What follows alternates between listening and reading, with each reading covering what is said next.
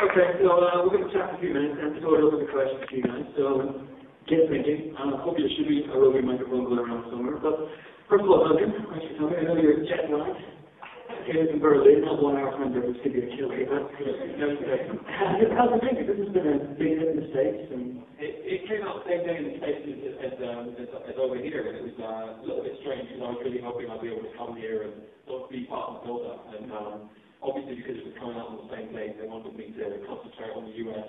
But we had to come over to Europe for some of the continental openings, and I sort of insisted, look, I want to come to London and do a couple of Q&As at least. So we fit them in today and tomorrow. First question has been, what the hell happened to Sean Precious? Where is he? I'm sure you've got some ideas. But actually, Ben Ripley wrote the script. We did a Q&A at the South by Southwest Film Festival, which is where the film premiered. That's in Austin, Texas. And someone asked him the question, what happened to Sean Precious? And he had a very simple answer. Sean's dead. It's as simple as that. Basically, the idea is that, Colter Stevens, he jumps from one, actually, there's a lot of background here, but as you see, Colter Stevens at the end there has his explanation that there's a parallel reality that he sort of discovered, and that's what the source code is. And he's jumped from one reality into another at the end. And by doing that, he basically replaced Sean Precious. And that's, there is no more Sean Precious at that point. That's a bit of a bummer for Sean Precious. But it is an upgrade. Pretty good. What attracted you to this movie in the first place? Because I know Jake was on board before you came on board, and you essentially had to audition for this movie. Is that right? In a sense, I mean, I was actually doing international press for Moon at the time. Los Angeles. God, it's hot here, isn't it?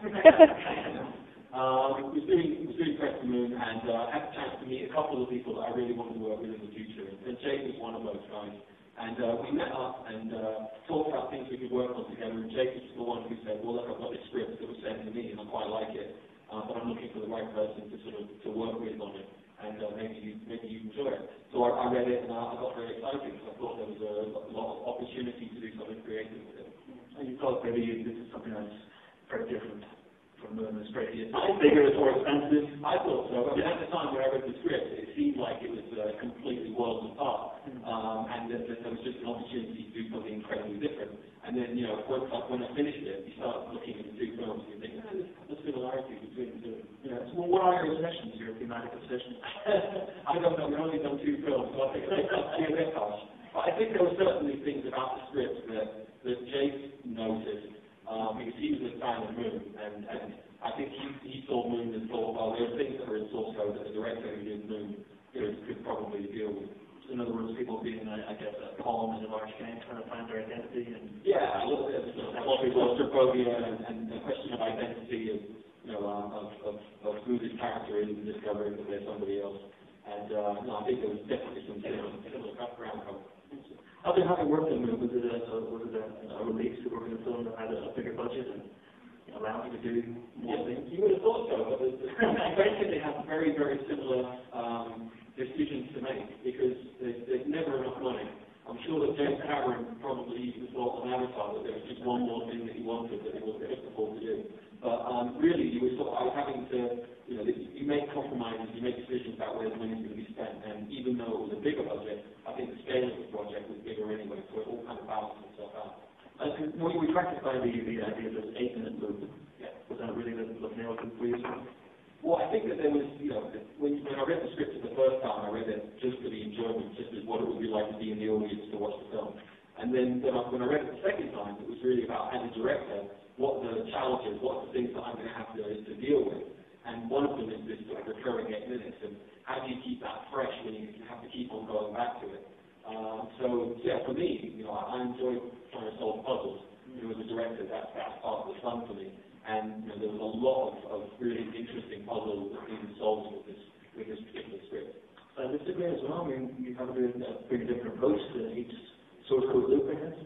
I suppose so. I mean, I think that there is a certain common thread amongst the sort of style of the film, but we really did want to give each of the times that he goes back a slightly different tone.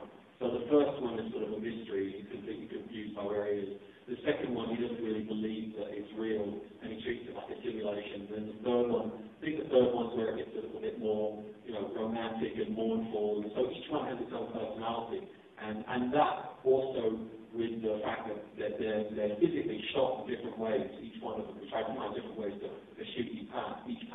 Hopefully by the end of the film, it all feels fresh, and you don't feel like it's been the same thing twice. And how it's working with the sound design, for example, and if you drop this, which is dropped in each sort of yeah. I mean, I had an amazing team working on the sound design for this. I think there was about 5 or 6 authors between them. So they were an impressive bunch. Swamp in the net. Yeah. Yeah, absolutely. There was an awful lot of statue measuring going on the career of the film. They shot all the training stuff chronologically, didn't they? Yeah, we did, as much as we could. I mean, obviously, when you have a big, a big effect shot where you're going to have to sort of spend a lot of time on it, you sort of save that to the end of the shoot.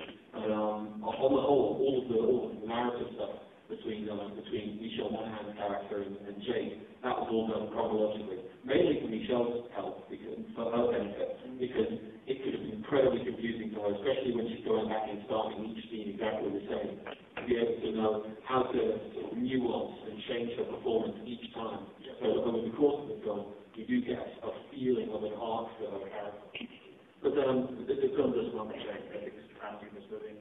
I love the fact that he punches first and asks questions.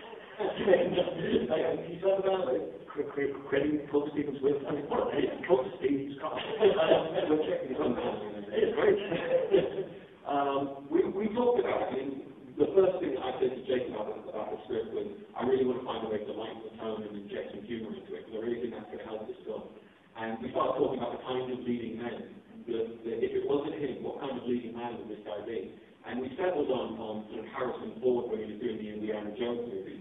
This kind of ordinary guy who's a little bit rough around the edges and gets very frustrated with everything around him, but is somehow endearing anyway. And that was sort of what we were going for. I think you obviously want to be happy at the end of the film as well, which is... Yeah, well, the ending is obviously, it's tricky. Maybe we'll get a chance to talk about that. We won't. I just go looking now. Is there a microphone that's going to roll around this stage? That's just by magic. If there isn't, then put your hand up and I'll come running down. Put your hand up if you have a question for Duncan. Right in the middle. I will rock you.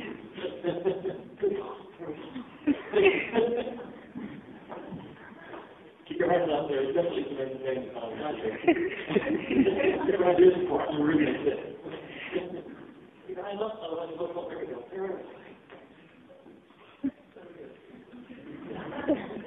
Hi, Duncan and Larry. Hello.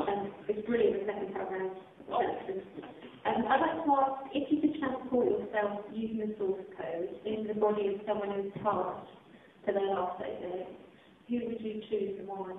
It's really devastating that the only choice is someone who's going to die in 8 minutes.